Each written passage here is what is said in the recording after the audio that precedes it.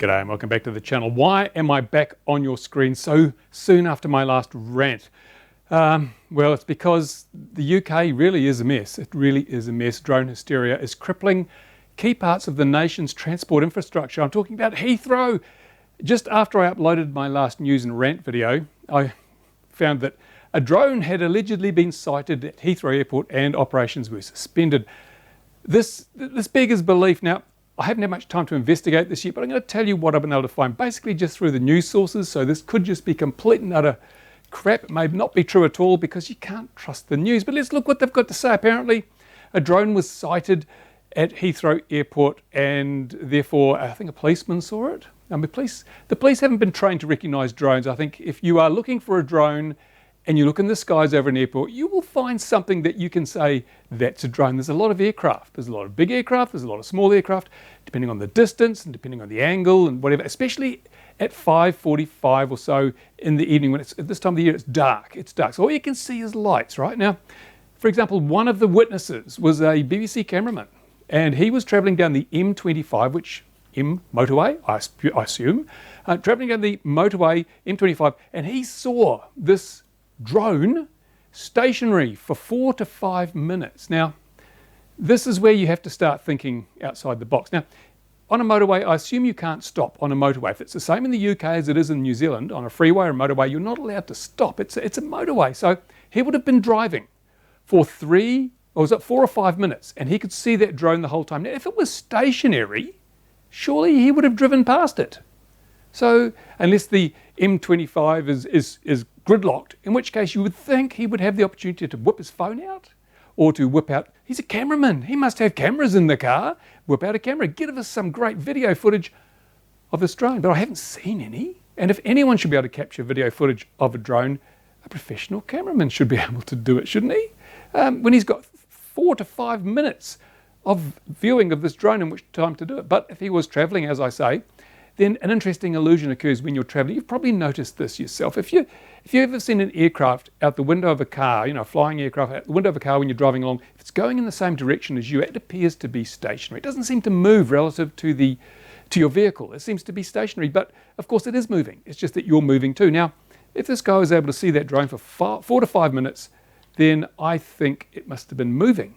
It wasn't hovering, it wasn't stationary, and therefore it is, and he said it was 300 feet high. Well, no, if it was 300 feet high and stationary in 4 to 5 minutes, he would have to be, even walking pace, you'd have gone past it, right? Looking out the windscreen of your vehicle? No, doesn't add up at all. So I assume that whatever it was moving for 3 to 4 minutes in the same direction as the car, which really, puts it out of the scope of being a drone. Also, at night, you just cannot estimate distances. You don't have the cues. All you've got is some little lights. They could be little lights on something very small that was very close, or little lights on something that was very large and a long way away. You can't judge that easily at night, especially if you don't know what it is you're looking at. So what can we deduce from this? What is the outcome of this? Well, hysteria. I mean, any other person would have probably looked, or any other part of the world, you'd look at this and go, oh, there's an airplane. No, if you are looking for a drone, as I said, you will find one if you look to the sky, because you can interpret anything as a drone. Oh, look at that bright light there. Oh, it's stationary. It's a drone hovering. No, it's Alpha Centauri. It's a star. Oh, what about that one? It's red.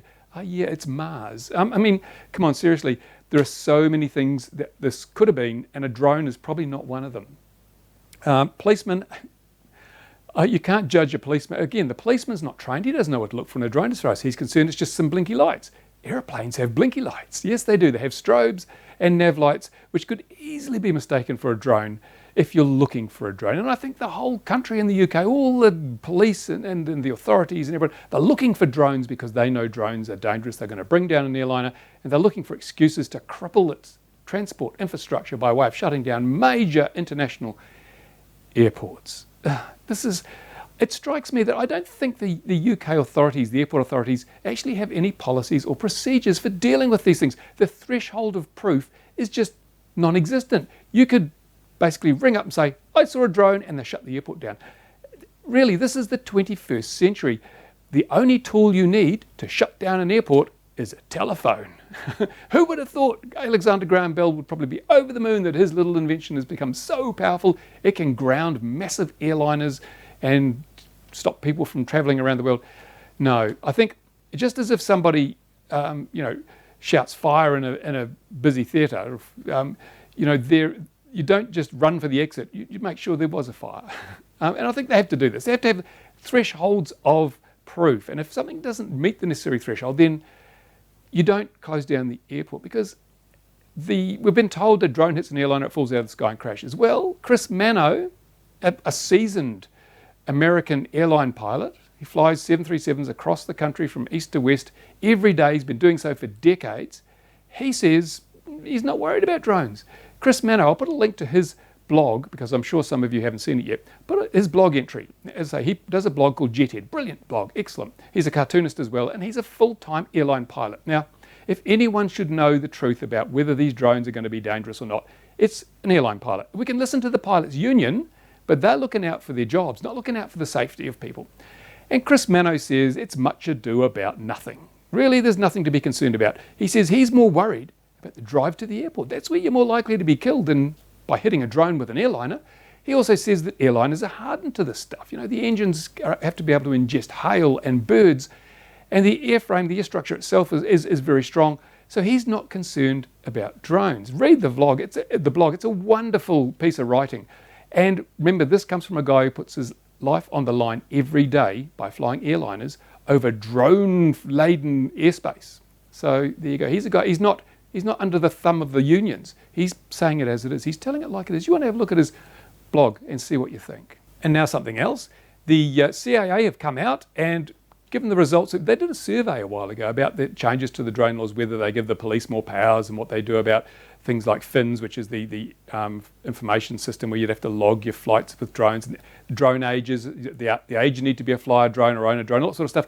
They have published a document which has all their responses to that, and by and large it's not too bad. The most interesting thing is the huge concessions they've given to the hobby of RC model flying. They've provided built-in exemptions for members of certain model flying organisations such as BMFA, FPV UK and so forth, which means that the 400-foot altitude limit that applies to everyone else doesn't necessarily apply to you if you're flying a fixed-wing aircraft in one of these under one of these organisations' control. So it is quite good in some respects. They've done a reasonably good job. I'm quite impressed. That's nice to see.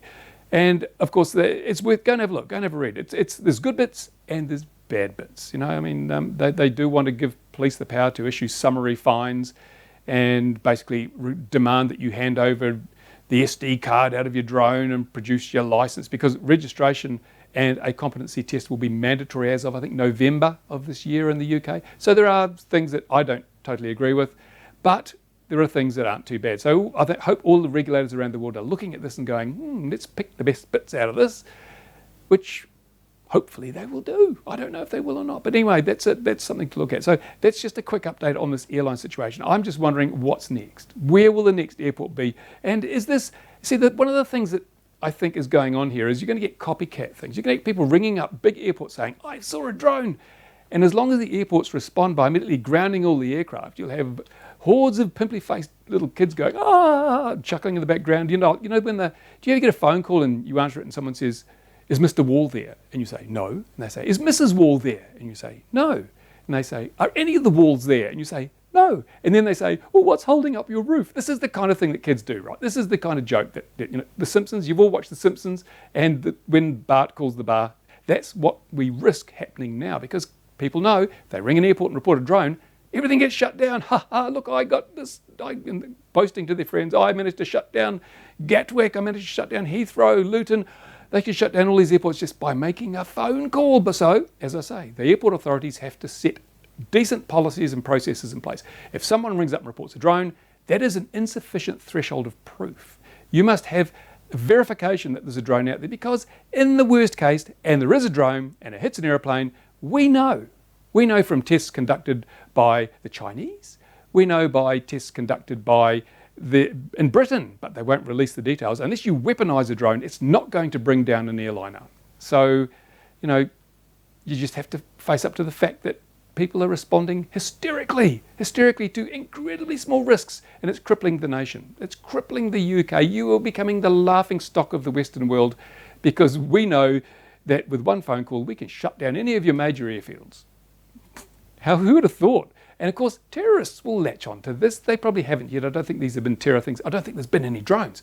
But you know that the terrorists are going to say, oh, we don't need to make bombs. We don't need to use drones. We just need to ring up and report a drone. And everyone is scared. And the key thing about terror is scaring people. So bingo, you've done it. And you haven't had to put on a suicide jacket and blow yourself to smithereens to do it. So you know they're going to do this, but only for as long as they get the result that we're seeing at the moment, where hysterical people go, oh my God, we're all going to die, stop the planes, as soon as someone mentions or even whispers the word drone. There you go, that's my rant. Another rant. Sorry, hopefully I won't have to do too many, but I have a feeling that we're going to see a succession of copycat cases going on in the coming weeks when there won't be any drones. There will not be any drones. All the anti-drone technology in the world won't make the slightest bit of difference. All the counter-UAS stuff that they're investing millions in will not matter one jot because there won't be any drones to see, to counter, to knock down. Just people on a phone or people who are looking for drones and therefore anything they see in the sky becomes a drone. And that includes airline pilots and BBC cameramen. There you go. That's my rant. And hopefully it'll be the last one for a while, but as I say, probably not. Now, again, pop into the comments section, have your say. As I said in my last video, subscribe and get as many people as you can to subscribe to this channel, because then when I go to the politicians, when I go to the regulators, when I go to the media, I can say, hey, look, I speak for a lot of people, because look at the number of subscribers, look at the number of views the videos are getting, look at the comments. I always, when I approach the media, I say, look at the comments on my video. If you want some feedback from people who are in the drone community, look what they're saying. Don't just go and ask some no-name who calls himself a drone expert, like they did in the case of the Gatwick thing, when, oh, it must be a modified drone. We don't want drone experts who just pop out of the woodwork and call themselves that.